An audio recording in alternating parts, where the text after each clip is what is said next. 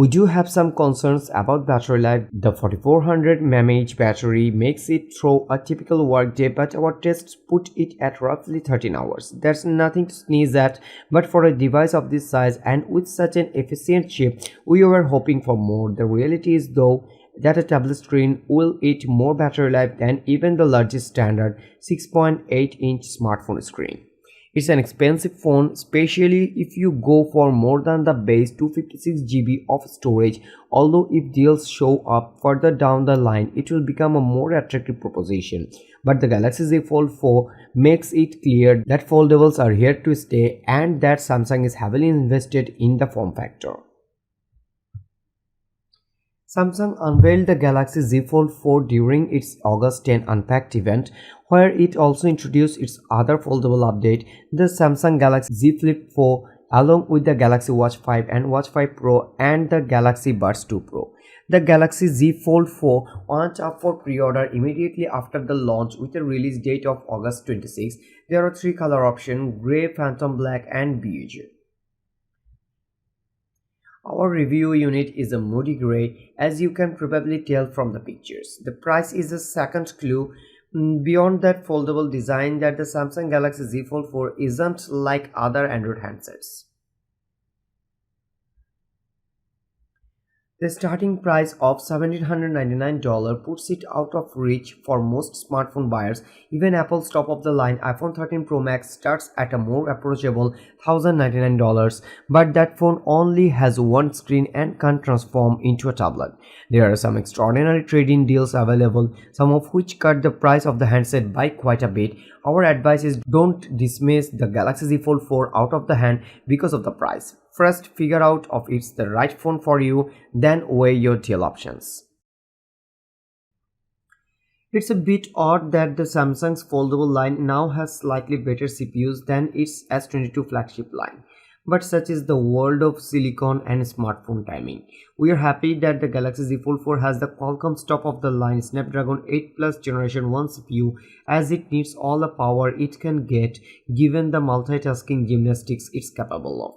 Geekbench 5 benchmarks bear out the new CPU's somewhat snappier performance compared to the 8th generation one. It's not a huge difference, but it feels to us that the phone's ability to edit 8K 60 FPS video at once in Adobe Premiere Rush speaks to that kick, and it doesn't hurt that the Samsung has backed up the chip with 12 GB of RAM. The raw numbers still don't beat Apple's A15 Bionic, but that's immaterial.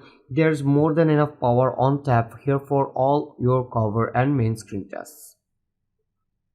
Samsung does an excellent job of integrating its key One UI feature and apps into Fold experience, while still keeping this out of the way of the stock Android Google apps you really want. But we are particularly impressed with the effortless handoff between the cover screen and the main flexible display.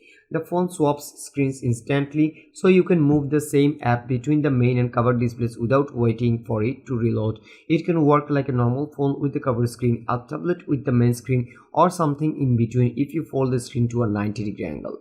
The Galaxy Z Fold 4 knows if it's bent at a 90-degree angle, and if you are in an app like Word, puts the split keyboard on the bottom half of the display. It's not a perfect experience since the tapping in the crease is best avoided, but it works. It's not unlike using a very small Android laptop. The app dock not only lets you drag and drop apps and keep ones you use often in the dock, but it can remember app groups and let you instantly access and reopen them with a tap. Very smart. The Galaxy Z Fold 4 supports Samsung's S Pen, but not just any S Pen. When we tested the S22 Ultra S Pen and tapped it on the screen, the Z Fold 4 recognized it instantly, but then popped up a rather scary message that said you can only use S Pen specifically designed for the Z Fold screen. We did not have one of those lying around to test with.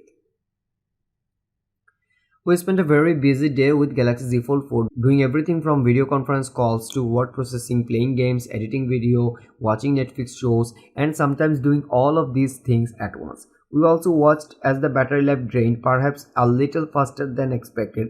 At 4400 mAh, this isn't a tiny battery, but it does have to do the work of powering two screens, though not simultaneously.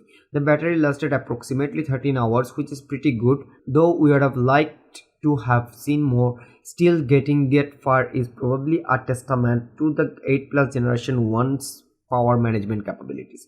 The phone supports fast wired and wireless charging, and at one point we added back 30% of power in just 15 minutes using a Samsung 65-watt grand charger, which is not included. The phone can also perform wireless power sharing duties. However, I could only get that to work with the Samsung Galaxy Buds 2 Pro case and not with the Galaxy S22. Let's not forget that this is a 5G phone. Our model was running on T-Mobile's network in the US, which has the pretty good 5G coverage, but the speed was as you would expect all of them had. Still, it was good enough to stream HD quality Netflix on my train ride home.